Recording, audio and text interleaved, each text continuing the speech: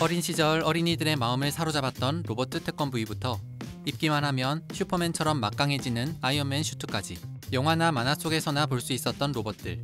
그런데 얼마 전부터 우리 일상에서도 로봇들이 조금씩 등장을 하기 시작했습니다. 알아서 청소를 하고 배터리가 떨어지면 스스로 충전을 하는 로봇 청소기부터 라떼 하나, 아메리카노 하나요. 손님의 주문에 척척 커피를 만드는 바리스타 로봇. 어떤 정보든 한 번에 착착 알려주는 안내 로봇까지 우리의 삶을 조금 더 편리하게 도와주는 다양한 로봇들이 많아진 것입니다. 그리고 이런 로봇을 탄생시키는데 꼭 필요한 기술이 있습니다. 바로 메카트로닉스 기술입니다. 오늘은 이 메카트로닉스에 대해 알아보겠습니다. 메카트로닉스는 기계공학을 뜻하는 메카닉스와 전자공학, 일렉트로닉스가 만나서 탄생한 단어로, 메카는 기구나 기계 요소 등의 기계 기술을 말하고 트로닉스는 제어 요소나 신호 처리 같은 전자 기술을 의미합니다. 그러니까 한마디로 기계공학 기술을 기반으로 여기에 전기, 전자공학 및 컴퓨터 기술 분야를 융합해 지능형 기계 전자 시스템을 설계하고 제작하는 기술을 말합니다. 하지만 예를 들어 기계적인 자전거에 전자공학으로 제조한 라디오를 달았다고 메카트로닉스 제품이라고 부르진 않습니다. 1960년경 적정 누출을 정해주는 전자눈이라는 장치가 처음 개발이 됐습니다. 카메라라고 하는 기계에 전자눈이라고 하는 전자제어기기가 조합이 돼 새로운 기능을 창출할 수 있게 됐고, 이제는 광센서와 전동 줌렌즈, 그리고 마이크로 프로세서의 협력으로 자동 초점, 자동 광량 조절 기능까지 더해져 초보자도 마치 전문가처럼 촬영할 수 있는 자동 카메라가 탄생할 수 있게 되었습니다. 이렇게 전자, 기계, 소프트웨어가 유기적으로 결합이 됐을 때 그때야 비로소 메카트로닉스라고 부를 수 있는 것입니다. 최근에는 메카트로닉스의 일종인 로봇공학의 발달로 용접 로봇, 도장 로봇 등을 비롯한 산업용 로봇에서부터 원자로에서 작동하는 로봇과 같은 극한 작업 로봇, 그리고 인공지능을 가진 차세대 로봇까지 탄생하고 있는 상황입니다. 이렇게 메카트로닉스는 기계공학, 전기공학, 전자공학 등 다양한 분야가 적용된 공학기술을 연구하고 설계하는 기술로 4차 산업혁명이 시작된 지금 그 중요성은 더욱 커지고 있는 상황입니다.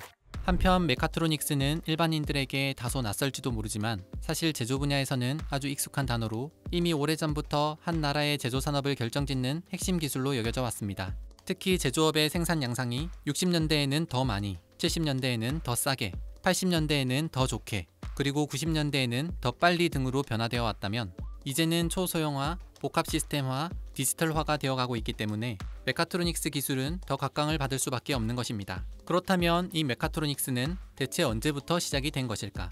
1970년대 일본은 세계 최대의 선박 제조국으로 석유 의존도가 높은 중화학 공업 위주로 경제 구조가 이루어져 있었습니다. 그러다 1973년 갑자기 오일 쇼크가 터지며 원유 가격이 배럴당 3.5달러에서 30달러 이상으로 급상승하고 경제에 큰 위기가 닥치자 생존 전략을 바꾸게 됩니다. 원유 의존도를 낮추고 가볍고 얇고 짧고 작은 경박 단소형 산업으로 경제 구조를 바꾸기 시작한 것입니다. 그 결과 탄생한 것 중에 하나가 바로 메카트로닉스였습니다.